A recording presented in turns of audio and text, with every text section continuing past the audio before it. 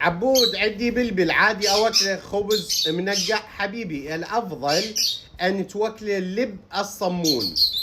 تجيب صمون كهربائي وشايف اللب يصير بيه لب هوايه، ممكن تنقعه وتوكله، او الصمون العادي الحجري تطلع اللب اللي ببطنه وتنقعه وتطي، افضل مما تطي الاكل يعني الصمونه الخارجيه او الخبز. ماشي حبايبي. وطبعا الافضل ان تطي سريلك خاص مال بلابل، ولكن في حال ما متوفر احنا كنا نوكل قبل لب ما الصمون. تحياتي لكم عبود.